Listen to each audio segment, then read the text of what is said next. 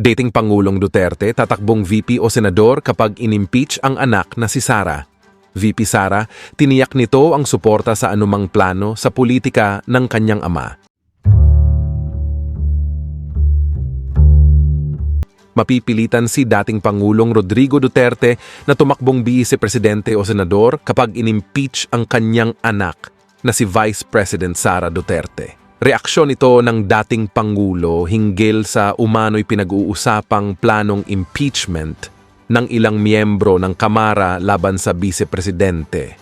Nagbanta si dating Pangulong Duterte na babalik siya sa politika at tatalikuran ang kanyang retirement. Sinabi pa ng dating punong ehekutibo na hangga't buhay siya at wala pang demensya ay tatakbo siyang vice president kung si Sara ang presidente. Alam mo, Attorney Sal, yesterday we were discussing on the possibility of, having yung tandem, no? Tandem na Duterte-Duterte. Yun ang Legally speaking, that's possible. definitely. When the presidents, all presidents that become presidents can no longer run for re-election. Kasi the provision is very clear, absolute pa. The president cannot at any time, kahit anong panahon, run for re-election. Any vice president. Pwede. Pwede. At pwede siya maging presidente ulit kasi hindi naman siya running for re-election. Kung halimbawa mag-resign ng presidente, mag-resign o whatever, disability. Kung halimbawa nanalo siyang vice. May presidente, pwede siyang bumaliling. Technically, pwede siyang maging presidente ulit kung yun ang mangyari. Oo, kasi hindi naman re-election yun eh. By succession yun. Yes. Pag yan nangyari. O kaya kuri daw kayo ha. Freedom. Naku, maniwala kayo. Para kayo nagtampo sa bigas.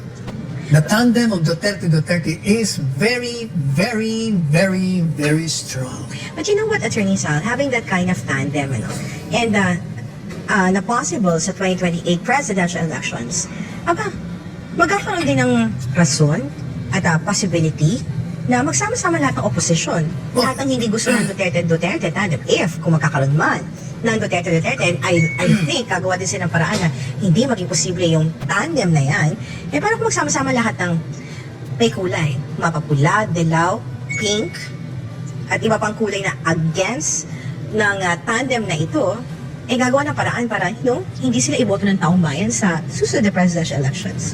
Yung magsama-sama, sila, yung mga kalaban, dapat talaga magsama-sama sila. Pero kung sasabihin mo yung mga botante hindi bumoto, nako, maniwala po kayo, it will be a landslide victory. Lalo pa ngayon na nagkakaroon ng paghahanap ng liderato na naramdaman nila ng mga panahon. Maniwala kayo, napakalakas. Well, Pastor, I would begin by referring to the statement of President Marcos recently. Sabi niya na parang do not, huwag ninyong bigyan ng problema si Inday at she does not deserve to be gaya ng impeachment. Having said that, ganito yan, Pastor. Nobody can prevent any congressman from filing a resolution calling for the impeachment of the Vice President or Presidente. Sila yung impeachable officers eh. Sila yung matanggal sa gobyerno by impeachment lang. So, walang makapigil ng isang miyembro ng Congress if he would so insist in filing a resolution maybe for the House to consider an impeachment proceeding against the Vice President. I think it's 2/3 or ganon. It's quite a bit faulty na ang memory ko, Pastor. But, ang House ang mag-initiate ng impeachment proceedings. Then the Senate would sit, kagaya ni yung nangyari kay Corona as a judge. Well, I don't know, but tingin ko wala namang iba. It's all politics. There as yet of no finding of any culpable violation of the Constitution. That is a floodgate, Pastor. Kasi walang specific crime dyan. Basta kung ano lang ang makita nilang mali or what they would consider mali. But the fact is, they should have initiated an investigation to find out whether there was a misuse of the funds. Yung previously granted by President Marcos, binaba niya doon sa Office of the Vice President. Tama yung sinabi ng iba na it was not by a legislative action, but rather question yung the act of the President na parang i-download niya yung pera, part of the intelligence fund doon sa Vice President. Alam mo, tama si Marcos at tama si Inday. Because aside from being the Vice President officially, si Inday ginawa ng Vice Chairman ni President Marcos, designated as a Vice Chair sa NTF. Itong NTF LCAC.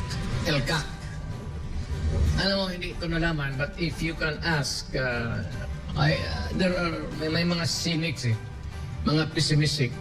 But if there was one program of the AFP was really a very successful endeavor in cutting down the numbers of the NPAs and the Communist Party of the Philippines for that matter, was the LCAC. It was a very successful, you can ask anybody ng mga barangay captain sa Bukid, they would attribute it to the success yung downgrading ng activities ng NPAs because of the LCAC. So, it was really sa panahon ko pa, it was carried over to this administration because the military thought it wise to continue with the program because it was successful. Yes, sir. And again, siyempre bagong administrasyon, the President designated the Vice President as the Vice Chair ng LCAC. So yun ang dahilan na one of the things also that na-overlook ng members ng Congress in denying or questioning the intelligence fund of the Vice President. One is that I would believe her because she is my daughter and she would not lie to me. At gusto niyang, military si Inday, Colonel nga ng Armed Forces of the Philippines.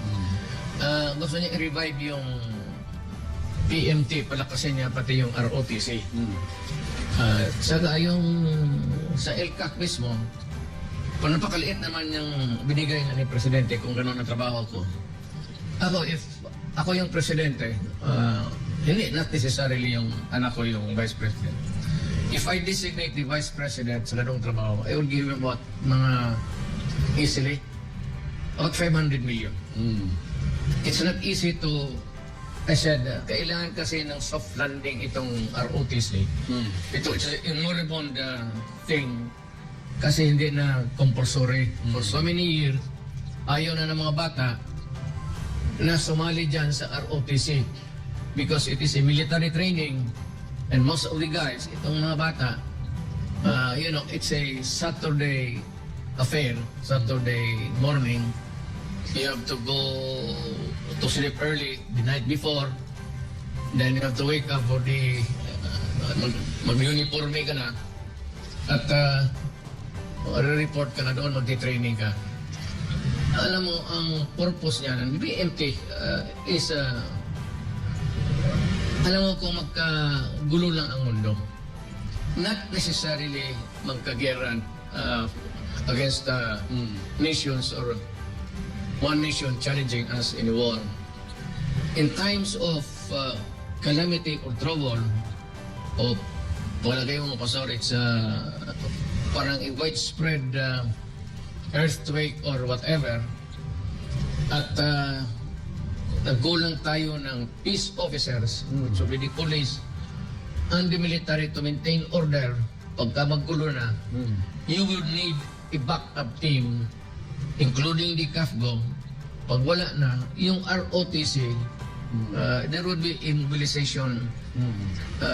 They would be called to duty to render specific activity dyan sa sarili mga barangay nila. That was the philosophy behind, or the rationale, if you may, nung panahon ko, earlier than that, it was conceived 1947 something or 1950s, hanggang ngayon, that is still the concept of what the ROTC should be. Oo, yeah. There must be a compulsory thing because one, we would need discipline. And they would learn to have their minds organized. Parang may nakapasok na dyan na structure for organization. Yan ang wala sa mga bata yan. They must have that structural outlook para kung magkaano man, marunong sila magpwesto-pwesto. Structure dito, ganun. Yun ang, I said, the rationale or the philosophy behind that ROTC. It's not, lahat ng mga congressman, alam nila yan, lahat ng tao. Pati yung nandito na umabot ng ROTC. Ganun yan. So, alam mo, Pastor, in a political arena, there is always a saying which ginagamit ko sarili ko. Men judge best when they condemn. Walang mabuti kang gawin pagkalaban kita. Nothing you do. So, wala ka nang ginawa. You might be motivated to the highest of intention for your country. Yung ROTC naman talang for your country. Ganun pa man, may makikita talaga sila na, alam mo ganun, the ever bleeding hearts and itong nagre-reklamo na hindi naman matatapos. So yan ang dyan. On the other side, yung pagka LCAP, it would need for to go around. And I do not expect Inday to be spending the money intended for the office of the Vice President.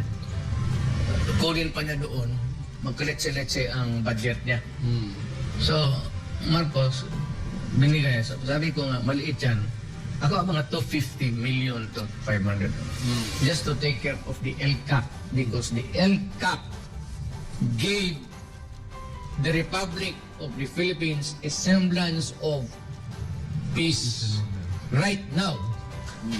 Right now. And we have to credit the military for, alam mo kung hanggang sinong idea yan? Pastor? Well, aside from him, maybe with the other top echelons of the armed forces, si General Esperon, yung national, Security of Marshal. Yun siya. And he discussed it earlier. I remember, early on doon sa pagka-presidente ko. And he was able really to fabricate a structure and continued with his dream into reality. And one of the things I said, that even the military would credit or attribute it is really the LCAP. Yes. Kaya, yun ang hindi nila nasilip. Hindi man masisiguro, they never gave the Vice President a chance to explain. Well, bubutit naman, hayaan mo kung saan nila ibigay ang trabaho na yan. Sa military, it is the military who would be able to judge whether the LCAP would suffer buwagin or forgo with the program or whatever. Ang military nakaalam yan. So they would be able to tell the Department Secretary Defense, si Gibo, pati si Presidente, of how ELCAC help our armed forces in minimizing or Yes. talagang reducing to in a non-entity na ang Communist Party of the Philippines, which would include itong mga NPAs. Yes, ma'am. Mayor, with regards to this issue, ano masasabi ninyo tungkol sa doon sa sinabi ng isang UN official na si Dr. Ian Fry na dapat daw buwagin ng NTF-ELCAC dahil daw po sa human rights violation ito at red tagging. Ayon sa sinabi niya, sangayon din po kayo sa sinabi ni NYC Yusek Ronald Cadema na i-declare na persona ng grata si Fry dito sa Pilipinas. Ano naman ang pakialam ni UN official Dr. Ian Fry? Bakit magkaroon siya ng idea na dapat buwagin? Anong sinasabi ng human rights violation? Nakikinig sila sa left eh. And the left dito sa Philippines were able to, itong mga personalities dito, were able to penetrate even Washington, mga congressman doon, naglalabi, they call it the lobbyists. Nakikinig ito si, at kung bakit naman, question niya yung mga ganitong programa ng gobyerno, na hindi na naman siya nagtanong-tanong, hindi siya naglibot sa Pilipinas, Unfair kung talaga. ito ba ay nakapabuti sa bayan at hindi. Yung sungsong, Sonsol. sol-sol. You know, nabastos talaga ako magsalita eh. Dr. Ian Fry, who are you to even suggest or hint na dapat buwagin itong NFT, National Task Force, to end the Communist armed conflict. communist insurgents, the war. Wala namang credentials ito. Bakit? Itong napasok sa ulo nito? Nakikinig ito ng intriga doon. You know, maraming nakapasok talaga sa left. Yung nagsibatan, itong Amerika naman kasi pastor, kalaban nila yung komunista. Pero yung mga komunista doon pumupunta. Alam mo ba yung mga leaders natin dito? Yung itong mga they go in and out of America. Bayan USA, Oo, mga makabayan. Act USA. Ang pahirapan pa nila tuloy, yung ordinaryong Pilipino na pupunta, because vocal ito eh. Ito lang ang news outfit na talagang anti-communist. Wala nang iba, Pastor. Yes, Mayor. Totoo. Walang ibang... Wala. Walang ibang network na talagang ang passion is really to criticize. Hindi naman nasabihin mo na encouraging the military or the police to kill them. Hindi naman ganun. But it, you know, To inform the people. the essence of democracy is the right to dissent. Kung may sabihin ka, then I have the right to agree or disagree with you. Kung dito naman ako, kayong nandyan, kung tanggalin mo yan right to dissent, then there is no democracy at all. Oo. Kung hindi ka na pwede. Wala the right to dissent. That's the very essence of democracy. Pinag-initan ka, Mayor, kung nagsasalita ka ng totoo, tulad ngayon. Tapos, halimbawa, may gobyerno, ikaw pinag-initan dahil nagsasalita ka ng totoo. Wala nang demokrasya. Well, alam mo, Pastor, if whatever happens, there is always the Supreme Court. So, yun ang... Then we can present your case na ganito. So, kagaya ni itong red tagging, ayaw nga nila yan. Kasi natanggalin daw. Ano? Bakit hindi ako mag-red tagging? Alam naman natin na marami ng libo na ang namatay na sundalo, pati pulis, pati mga barangay captains. Paborito nila barangay captains eh. Karamihan. na marami ng pinatay ang New People's Army, the armed component of the Communist Party of the Philippines. Yung legal nila, yung NDF. Ito yan sila, si Franz. Bakit hindi ko siya itab na yung partido ninyo is in front? You went legal from illegal Communist Party, nagpa-legal kayo. Yung took advantage of the Constitution, creating yung itong mga party list. Nagpa-legal kayo kasi itong party list, you can only 200, 300. makakuha ka lang ng ilang boto, you can only maybe 2 to 300. Kung sino yung pinakamataas, marami mga party list magtakbo. Congressman yan eh. Oo. Pasok ka na sa Kongreso.